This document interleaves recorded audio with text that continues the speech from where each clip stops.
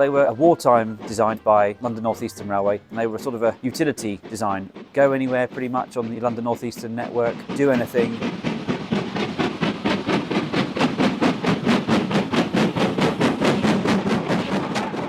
Freight trains, passenger trains, parcels, fish, mail, you name it, B1's probably hauled it.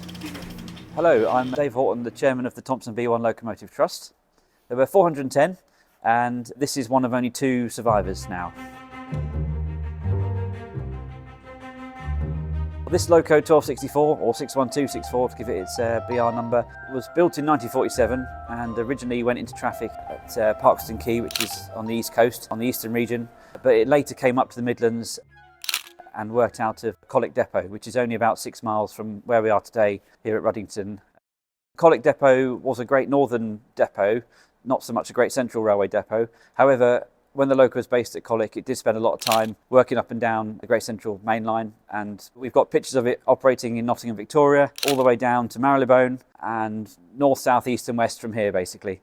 It had a pretty short working life really. It was withdrawn in 1965, but it was lucky to spend 2 years as a stationary boiler at Colic Depot, where it was number 29 in departmental service. That sort of guaranteed its survival really, because it ended up at the famous Barry scrapyard in South Wales. But it was the only London North Eastern Railway Loco to go to Barry, and it was rescued in 1976 by the Thompson B1 Loco Trust and restored to traffic after 21 years of restoration in 1997 here at the Great Central down in Loughborough. And after that, went all over the country. It's worked rail tours, it's worked on many heritage lines, spent quite a lot of time at North Yorkshire Moors Railway, and finally brought it back here in August 2022, where we hope its future now resides.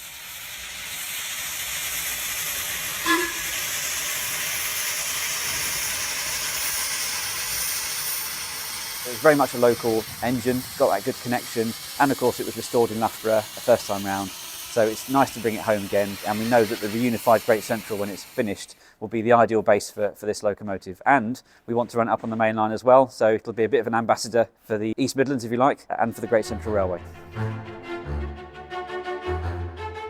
As everyone knows, steam locomotives are expensive to maintain. It last had a major overhaul in 2012, so we've now got to go through quite a lot of the same again. The biggest items now are new tyres for the Loco throughout, tender and engine, new tender tank, and also quite a lot of boiler work to do as well. What you don't obviously want to do is restore a boiler and then the clock is ticking on it while you've still got the rest of the locomotive to finish. So our plan of action is to deal with the engine, as in the chassis, the tender, the retiring, and then the intention is that we'll do quite a lot of the boiler work here on the wider Great Central, or at least the stripping down of the boiler, and then of course it'll have to go to a specialist contractor to do the majority of the work on the boiler. And then we've got to put some doors on the back here. We are designing a new tank. We're lucky to have a designer that works voluntarily for us within the trust. We're not doing like-for-like replacement. We're designing the tank to allow space for future fitment of European train control system. What that means is there's extra boxes, extra conduits for wires and that sort of thing. Making provision for it now is so much easier than having to retrofit it later. Next year we'll really start to get our teeth into the dismantling of the Loco for the overhaul, and we'll get into the manufacturing of the new tender tank. In terms of the way people can support us, we're launching a crowdfunding drive for the tender. We need to raise about £60,000 for the new tender tank, so any contributions towards that will be more than welcome and really help us to move the project forward. And of course we can add gift aid to it as well, which all helps. Next year, 2025, we really want to start making inroads into the stripping down of the locomotive for overhaul. We're always looking for new volunteers, new members of the trust and donations. As everything in preservation, you can't promise anything. It all depends on the money, as ever.